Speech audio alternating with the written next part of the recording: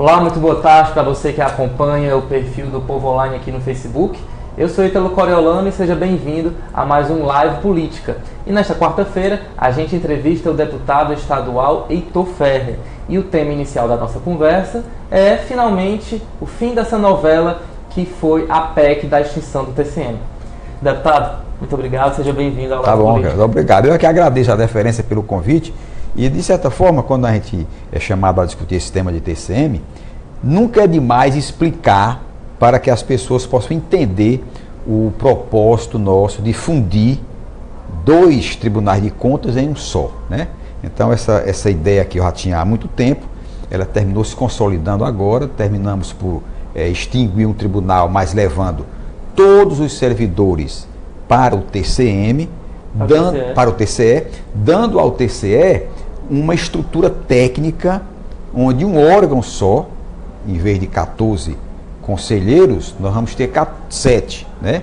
Em vez de 14 gabinetes, com carro, com assessoria, com viagens, né? Com toda uma estrutura que o cidadão paga, nós vamos ter agora 7 gabinetes, com 7 conselheiros, e obviamente com um corpo técnico muito maior no sentido de fiscalizar tanto o Estado como as prefeituras e Câmara de Vereadores. Deputado, antes da gente entrar na polêmica em si, só explicando um pouquinho para quem está acompanhando a gente, qual é a função do Tribunal de Contas? Por exemplo, o extinto TCM, a função dele era fiscalizar e analisar as contas tanto das prefeituras como das câmaras municipais, ou seja, o TCM analisava os gastos que o prefeito faz e também que os seus secretários, assim como o presidente da Câmara, realiza no período de um ano.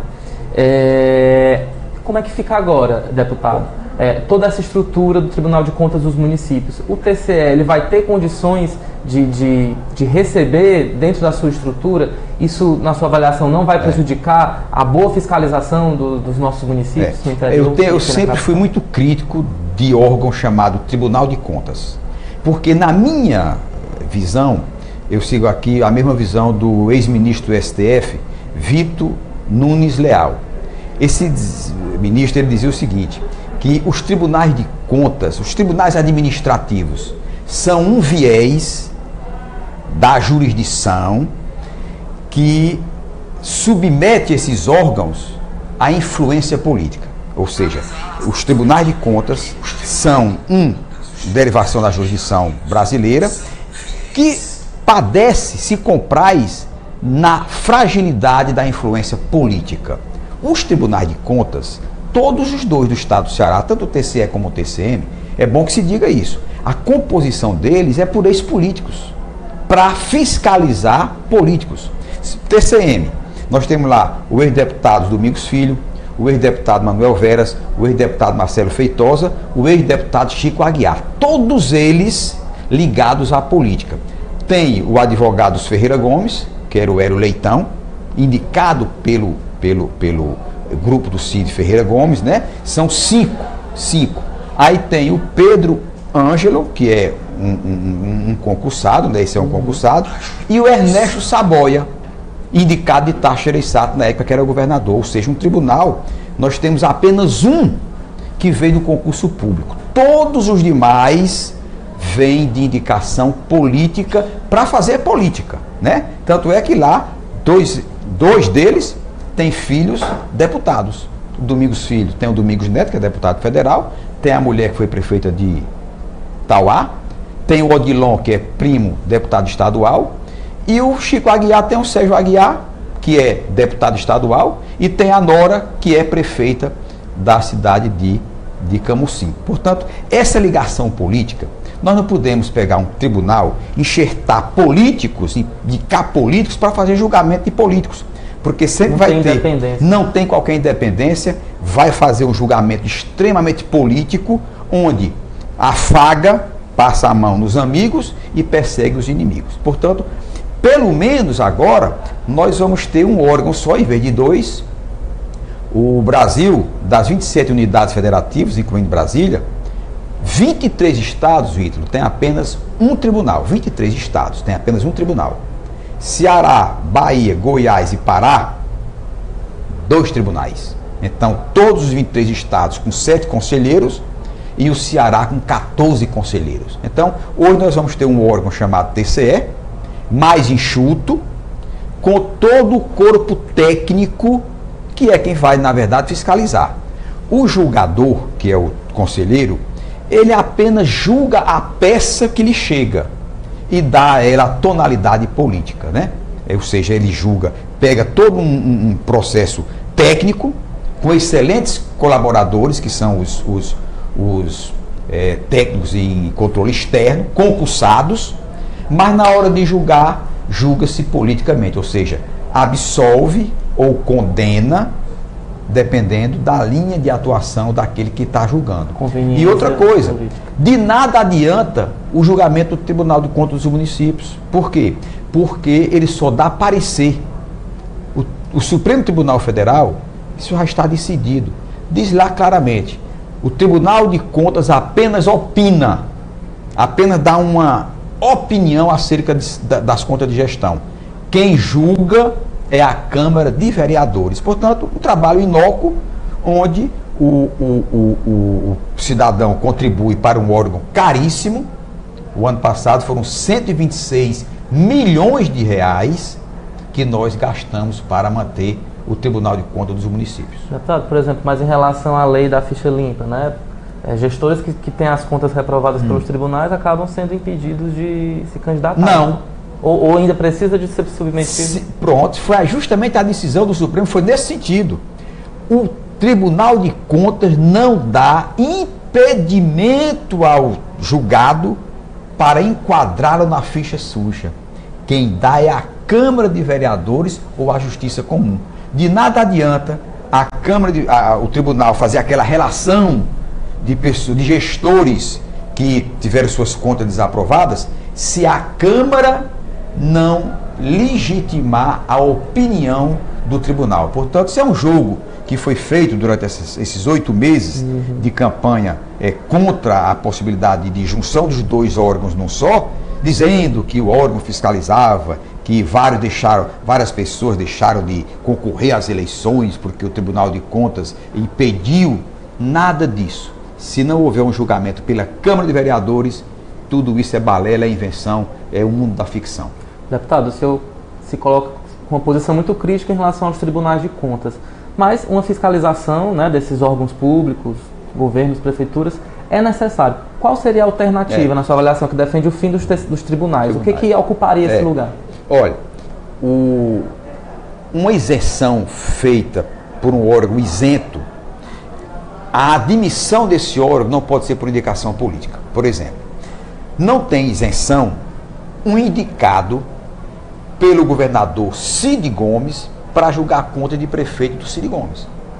Não tem isenção um julgador de contas indicado por Camilo Santana para ele julgar a conta dos prefeitos ligados ao Camilo Santana. Porque ele vai pagar o favor dele com a toga. Não há dúvida disso. Não tem independência. Qual seria uma solução? Pegasse o orçamento, digamos, essa mudança só pode ser em esfera federal.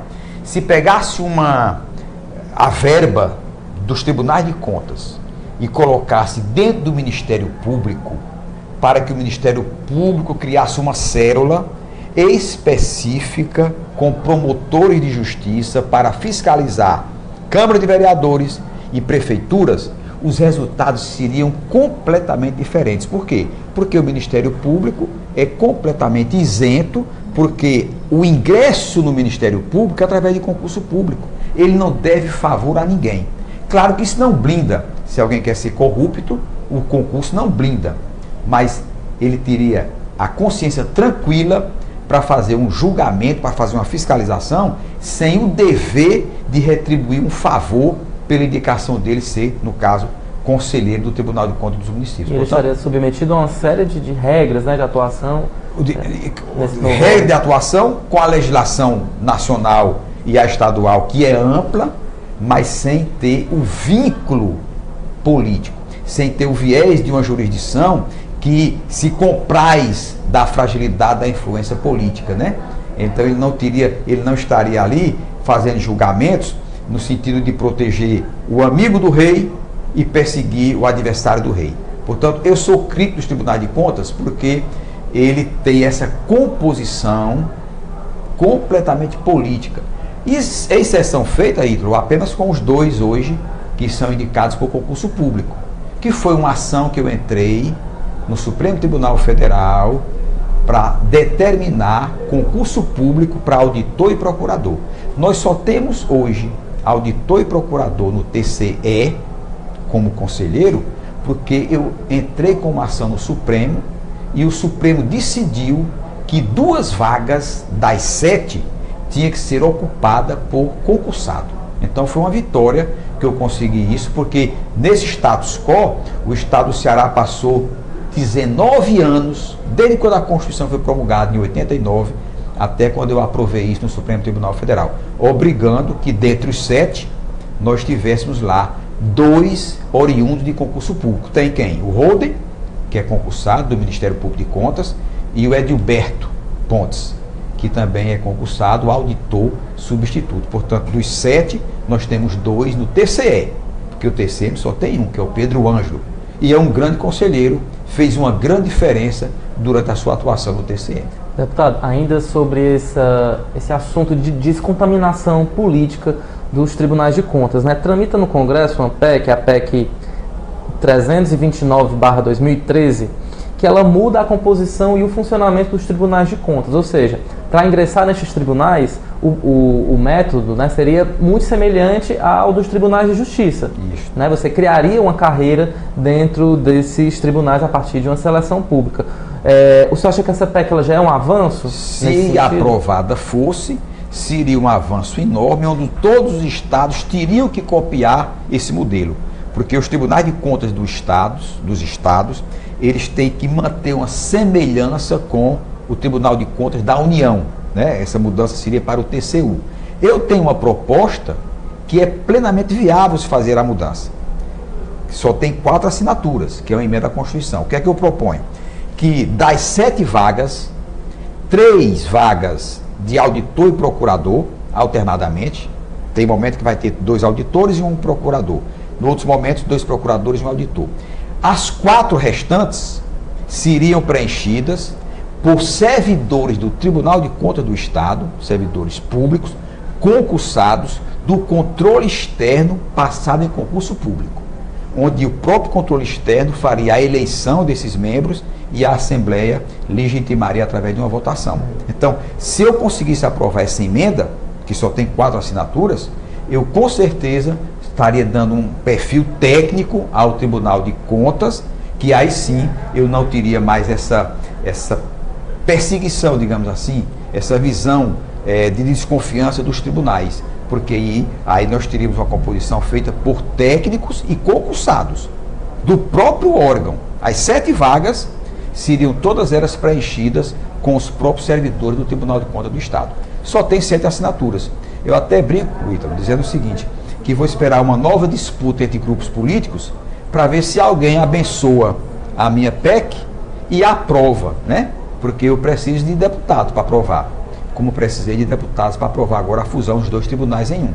Enquanto isso não acontecer, vamos padecer dessas indicações políticas para os tribunais. A gente vai esperar, né? Deputado, eu queria, interessante o senhor tocar nesse assunto, aí explicar um pouquinho o contexto político em que essa extinção do TCM se deu, né? A promulgação ocorreu antes de ontem.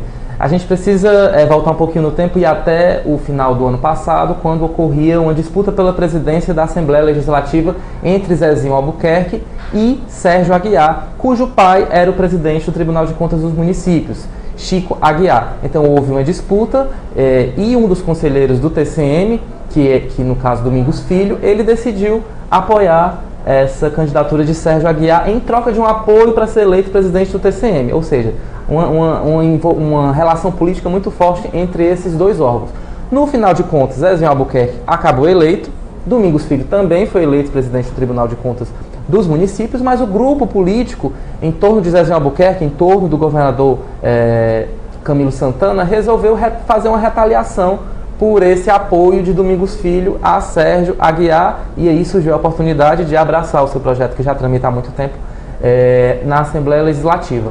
A minha pergunta é, essa celeuma política, né, essa briga entre grupos políticos, como é que o senhor se viu diante dela? O senhor se sentiu usado? E como é que a Assembleia, ela termina depois dessa novela de mais de 8 meses? Que feridas ficaram e se vai ser fácil cicatrizar? Você falando aí vamos voltar um pouquinho para a gente entender o contexto.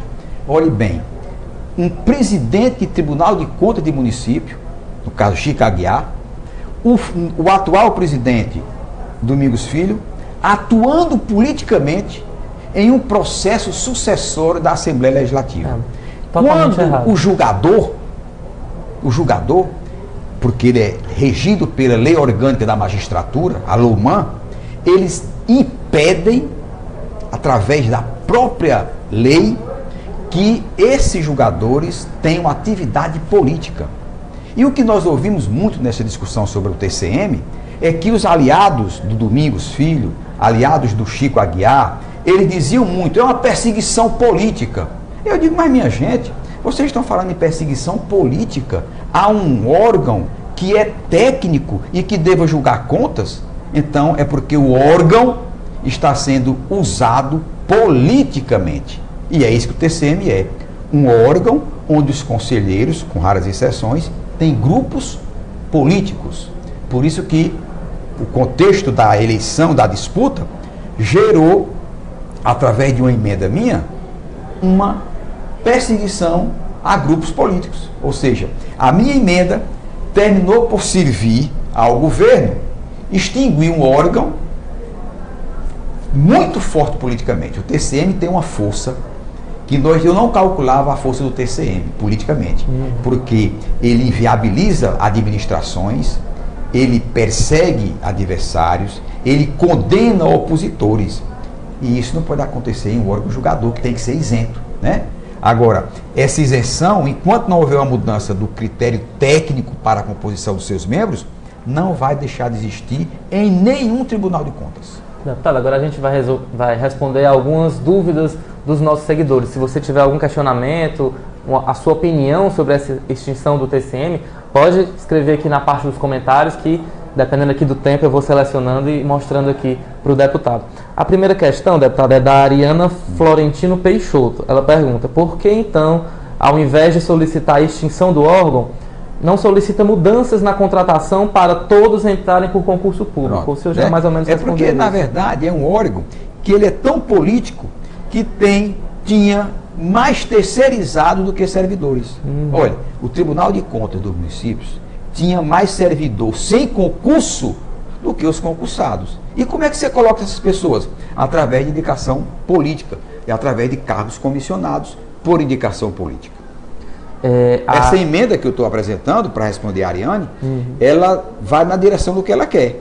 Ou seja, a composição dos conselheiros devam sair do próprio órgão dos que já estão lá e que passaram em concurso público, não os que estão lá por indicação política.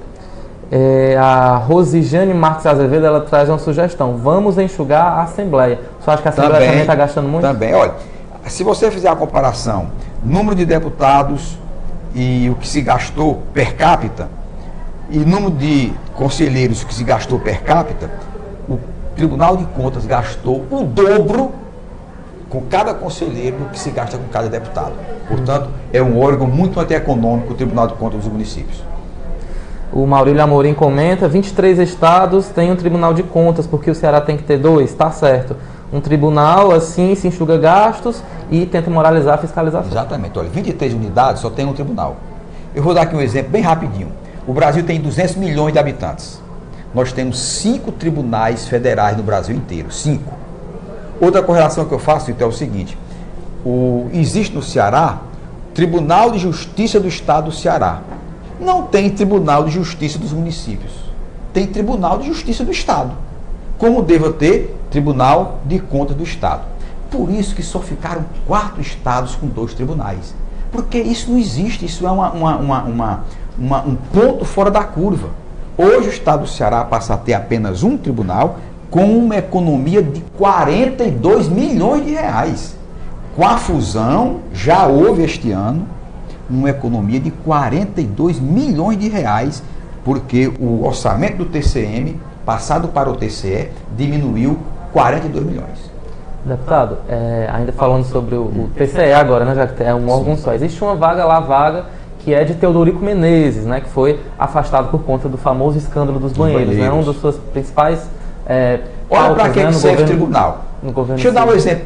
Você me pegou a história do Teodorico. Sim. O Teodorico tinha um filho deputado. Depois que o Teodorico saiu, cadê o filho? Se elegeu? Não. Ou seja, o Tribunal de Contas do Estado, que tem menos força politicamente do que o TCM. O filho do Teodorico, um rapaz muito distinto, cordial, convivia lá conosco, mas quando o pai saiu do TCE, ele não voltou mais para se eleger, porque não teve votos. A estrutura para elegê-lo era o tribunal. Isso que fique bem pontuado. É para isso que serve o Tribunal de Contas. Tribunal de Contas do Rio de Janeiro. Dos 7 conselheiros, 6, minha gente, 6 conselheiros estão presos por corrupção, por enriquecimento ilícito, por propina.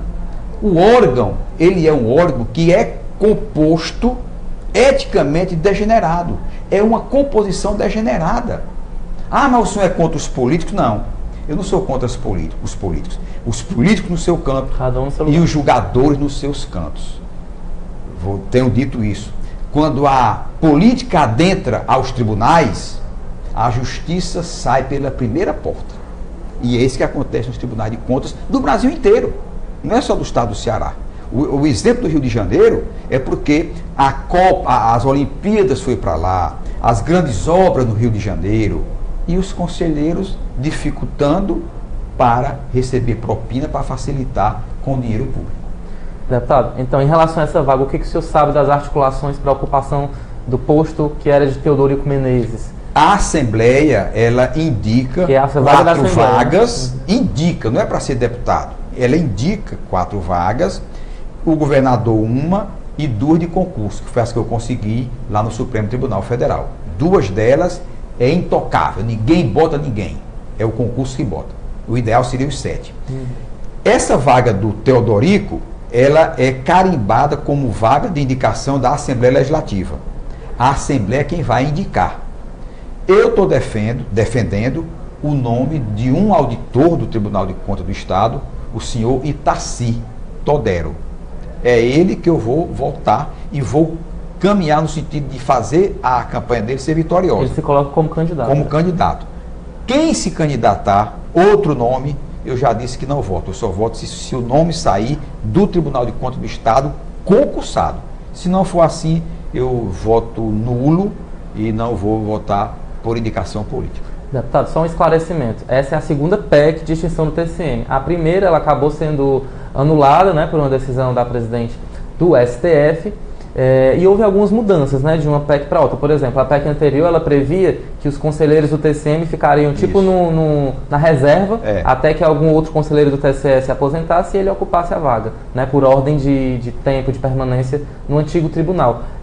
Com a nova PEC isso não existe mais. Não, né? Não existe mais. Apenas colocamos em disponibilidade. Esses conselheiros recebem porque ninguém pode tirar o salário e, obviamente, eles ficam como se aposentado estivesse, né? Até porque, Ítalo, dos 7 conselheiros do TCM, 5 já reúnem tempo para se aposentar. Eles já estariam aposentados e nós teríamos que indicar mais 5. Portanto, esse ciclo de 14 conselheiros com status de desembargador, vantagens, salários, acabou. No estado do Ceará, em vez de 14 conselheiros, a partir de hoje só serão 7. Deputado, a gente falou muito sobre TCM, eu ainda tenho aqui alguns outros assuntos em pauta, a gente vai tentar tratar rapidinho aqui no tempo que resta. O senhor está numa situação complicada dentro do PSB, já que o novo presidente, né, deputado Odorico Monteiro, já anunciou que vai apoiar a reeleição de Camilo Santana e o senhor faz a oposição. E eu já anunciei que saio. Pronto, a questão é, sai do PSB e vai para onde? E aí é que é, né? Aqui eu saio do PSB, vou sair como saí do PDT, quando lá chegou de malas e cuias o grupo dos Ferreira Gomes. Eu não podia conviver com um grupo que temos diferenças no modo de pensar. Então, quando os Ferreira Gomes chegaram no PDT, depois de 29 anos, eu tive que sair. Vou para o PSB, partido de certa forma, independente. Com a vinda do Odorico, o partido se aproxima do Camilo e do grupo dos Ferreira Gomes. Então eu terei naturalmente que sair do PSB e terei que ir para alguma agremiação partidária. Vou esperar a reforma, que todo dia se discute na Câmara dos Deputados, mas não chegou ainda a um consenso, para ver qual será o meu rumo político, ou seja, qual o partido que eu tenho que me filiar, porque eu sou obrigado a me filiar a alguma agremiação para poder disputar um mandato de deputado estadual. Existe nos bastidores, né, um debate de que o senhor iria para o PSDB exatamente pela sua aproximação com o senador Tasso Gereissati, uma figura política que o senhor já rendeu várias homenagens, né? Enfim, é um exemplo que o senhor afirma seguir. Hoje, dos partidos que existem, digamos o que o senhor tem um diálogo mais próximo? Já afirmei categoricamente, não irei para o PSDB. Não é o PSDB? Não irei para o PSDB. Mas também algum motivo especial? Não, eu acho que o PSDB tem muita cor, né? É uma cor que eu não combino com ela, né? O PSDB não tem. A figura do Tasso é uma, o Tasso tem seus méritos, né? Eu não fui deputado quando ele era governador, eu era vereador. Teve uma marca administrativa muito forte, teve uma estruturação do Estado quando ele era governador, preparou o Estado para receber grandes empreendimentos, isso é indiscutível, mas partido e Tasso são distintos. Eu posso dizer que o Tasso tem essa marca, mas não posso dizer a mesma coisa do PSDB. Então, para o PSDB, com convicção, eu lhe digo que não irei. Para onde eu vou, aí eu vou pedir aí a ajuda dos universitários. Quem tiver alguma sugestão pode passar por aqui que eu falo. É bom a gente ouvir as pessoas. Deputado, o PDT é um partido de esquerda, o PSB também, então eu diria que o senhor tenderia a ir para um partido mais para esse viés? Ô, Ítalo, essa história de esquerda e de direita se acabou, né? Porque o que o povo quer é resultado e postura. Tem gente boa na esquerda, tem gente boa na direita. E que as pessoas votam nas pessoas, nós não temos partidos políticos. Eu lhe digo com toda franqueza, vou ter que me filiar a algum partido, mas o ideal era que tivesse as candidaturas avulsas, para que a gente pudesse se candidatar sem ter que obrigatoriamente estar dentro de uma agremiação partidária. É o que a rede defende. É o que defende, né? A rede defende, mas eu não acredito que isso passe. A gente é obrigado a estar numa agremiação partidária, para poder se candidatar e receber o voto popular. E é exatamente o que prejudica muito a renovação política, né? Porque você entra numa estrutura partidária já dominada por determinadas figuras com e até você históricos, crescer, né? Demora muito. Né? Demora muito. Então, essas reformas de retalho que se faz no Brasil, e está aí uma que está sendo posta agora, distritão, né? Nós temos que até esse mês de setembro para aprovar até o dia 7 de outubro, e é tão feita de afogadilho que os deputados não sabem nem explicar o que é um voto distrital ou um voto distritão, que são coisas bem distintas, mas bem diferentes e bem complexas. Deputado, o senhor já criticou muito os Ferreira Gomes por essa migração partidária. Quase todo ano eles estão num partido diferente. O senhor teme passar pela mesma coisa em questão das circunstâncias políticas? Eu temo porque eu chego no canto, aí chega alguém para me açoitar. Eu tenho que correr. No caso, o açoite que eu digo é um grupo muito forte que chega no sentido de inviabilizar a minha convivência. O Odorico, por exemplo, não tenho nada a dizer contra o Odorico. Médico, deputado federal, uma pessoa muito distinta, mas ligadíssimo aos Ferreira Gomes, ligadíssimo ao governador Camilo. E eu não estarei no partido por conta dessas ligações. Eu não posso estar no partido político que esteja dando apoio ao governo Camilo e que também esteja ligado ao grupo dos Ferreira Gomes. Por isso que eu vou ter que sair. Ou seja, passei 29 anos no PDT e de repente talvez passe só 2 anos no PSB. Mas não por culpa minha, porque eu estou no partido e o partido, de certa forma, toma uma outra linha que não aquela que eu desejava que continuasse tomando. Nessa linha tem um comentário aqui da Alice Araripe. Se sair, cada vez tem uma pessoa que ele não aprova. Não vai parar nunca. Afinal, o povo troca de partido como troca de roupa. Existe esse verdade, risco? Existe, é verdade. Né? Eu tinha muito orgulho, Ítalo, em dizer que só tinha uma agremiação partidária na minha vida. E eu nunca imaginei que o PDT abrigasse o grupo dos Ferreira Gomes. Mas uma sigla simpática, uma sigla sem máculas, e os Ferreira Gomes entenderam que aquele partido era o de mais charme para eles entrarem, como entraram. Né? O PSB tem uma história fabulosa, um partido que é ligado às causas sociais, um partido que tem uma história também. Mas o que é que eu posso fazer? Se chegarem, como chegaram, apoiando o governo e ligado ao Grupo Ferreira Gomes, eu vou ter que sair. Então, onde tem Ferreira Gomes, não tem Não Heitor vou Ferro. ficar, não vou ficar. Deputado, falando um pouco agora de 2018, a oposição ainda está, digamos, à procura de um nome capaz de enfrentar Camilo Santana em 2018. Né? Se fala no próprio Tasso Gereissati, no seu companheiro de Assembleia, Capitão Wagner, no empresário Geraldo Luciano, no senador Eunício Oliveira. Desses nomes que eu coloquei agora, qual deles o senhor enxerga com reais chances? Quais deles teriam seu apoio? Eu já disse isso publicamente. O Geraldo Luciano, que representa o novo, com verdadeiras mudanças que poderão advir, seria o nome ideal. Jovem, trabalha em um grupo bem sucedido, ele é uma das figuras mais importantes desse grupo, na parte técnica, né? De forma que o Geraldo Luciano, se se filiar a alguma agremiação partidária, é um bom nome, porque ele representaria uma mudança com possibilidades reais de mudar o estado do Ceará. Portanto, seria o nome que eu apoiaria para o governo do estado, para derrotar o modus operandi do Camilo, que é ligado ao Grupo dos Ferreira Gomes. Deputado, nos governos Cid Gomes, de 2006 a 2014, né? 2014. O senhor acabou se destacando muito, o senhor era praticamente a única voz da oposição na Assembleia. E assunto para o senhor criticar não faltou. Teve a história das Hilux, teve a viagem da sogra, teve o empréstimo consignado, uso indevido de helicópteros, enfim. Foram várias polêmicas e que o senhor soube aproveitar muito bem. No governo Camilo Santana, a gente observa que já não existem tantas polêmicas como antigamente. Na sua opinião, era melhor fazer oposição ao Cid ou ao Camilo? Quando nós temos outros companheiros que fazem oposição, as portas se abrem mais para que a sociedade busque no sentido de trazer informações, de trazer denúncias, dilui o trabalho da gente. Eu acho que é mais importante ter mais oposição, ter mais portas abertas para recepcionar os que trazem essas informações. Por isso que ela fica diluída, né? As denúncias que chegam à Assembleia, hoje tem mais deputados para abraçar, o que obviamente que facilita, né, para nós, até porque cada um de nós apoia aquele deputado de oposição que critica o governo de maneira coerente, de maneira consequente. Não é a oposição por oposição. Eu acho que para o parlamento é melhor um parlamento mais equilibrado, onde o número de deputados de oposição possa estar pelo menos próximo, né, do número de deputados da base do governo.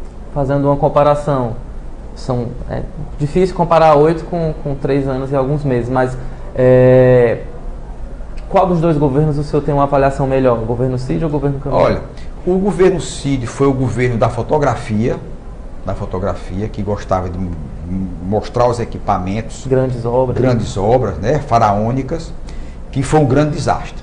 Mérito do Cid, os hospitais regionais. Grande mérito, isso é indiscutível. Grandes erros do Cid, além da parte ética e moral. Aquário, que é uma ruína em construção, está lá uma ruína em construção, 144 milhões de reais jogados no lixo, precisa de mais 500 milhões para concluir. E o dinheiro não tem. Não vai concluir. Lá é um criador de mosquito da dengue, né?